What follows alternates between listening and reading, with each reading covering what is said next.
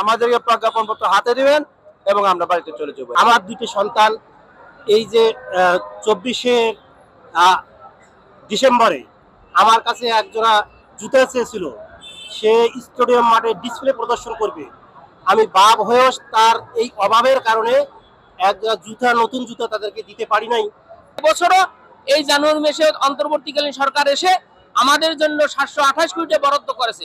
বরাদ্দ করা সত্ত্বেও 10 মাস হয়ে গেল, কিন্তু আমরা অদ্যাবধি পর্যন্ত আমাদের সেই বরাদ্দকৃত টাকা আমাদের ইত্যাদি মাদ্রাসার কোনো শিক্ষকের ভাগ্যে জুটেনি।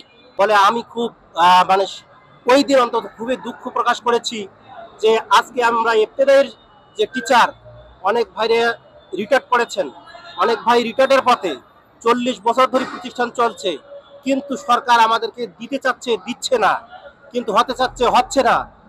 আমি প্রতিষ্ঠান থেকে কোনো বেতন পাই না বা কমিটি বেতন দেওয়ার মতনও কোনো সম্ভবপর নয়। আমি খুব কষ্টে এবং দুঃখে এই আন্দোলনে এসেছি এবং আমার প্রতিষ্ঠানের আরো কয়েকজন শিক্ষক আছে, তারা প্রতিষ্ঠান মানে চালাচ্ছেন কোনো রকমের ভাবে, এখনো পর্যন্ত চলছে। কিন্তু এই যে আমাদের বেতন ভাতা নাই বিধায় আমাদেরকে এখানে আসতে এই সরকার বাধ্য করেছেন আর কি। আমরা বেতন পাই না সত্যি, কিন্তু আমরা বিভিন্ন কাজকর্মে লিপ্ত। কেউ ব্যবসা বাণিজ্য মোটামুটি করি, কেউ ফার্মেসি দিই, কেউ মসজিদের ইমাম, কেউ অন্য খুঁটিনাটি কাজ করে, কেউ কৃষি কাজ করে। এইভাবে আমরা জীবন চালাইতেছি। আমরা বিভিন্ন সময় বিভিন্ন সরকার আসে, আমাদের আশা দেয় যে এই দিতেছি আপনাদের অনুদান দিতেছি, আমরা আপনাদের এমপিভুক্ত করতেছি। এবছরও এই জানুয়ারি মাসে অন্তর্বর্তীকালীন সরকার এসে আমাদের জন্য 728 কোটি বরাদ্দ করেছে। বরাদ্দ করা সত্ত্বেও 10 মাস হয়ে গেল, কিন্তু আমরা অদ্যাবধি পর্যন্ত আমাদের সেই বরাদ্দকৃত টাকা আমাদের ইত্যাদি মাদ্রাসার কোনো শিক্ষকের ভাগ্যে জুটেনি।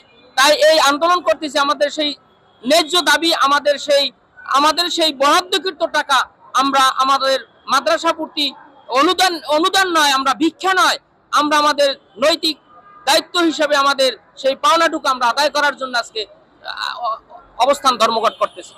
আমরা আজকে একটি দিন যাবত এই অবস্থান করছি। গত দুদিন আমরা আমরণ অনশনে ছিলাম। গতকালকে শিক্ষা মন্ত্রণালয় আমাদেরকে টিমকে ইনভাইট করেছিল, আমরা শিক্ষা মন্ত্রণালয়ে গিয়েছিলাম। যাওয়ার পরে ওনারা আমাদেরকে আশ্বস্ত করেছে খুব অল্প সময়ের মধ্যে আমাদের সমস্যার সমাধান করবে এবং শিক্ষা সচিব আমাদেরকে অনুরোধ করছে যে আপনারা আমরণ অনশনটা স্থগিত করেন, অবস্থানে থাকেন। তাই ওনার সম্মানার্থে আমরা আমরণ অনশন স্থগিত করছি এবং আমরা এমন অবস্থান ধর্মঘটে আছি।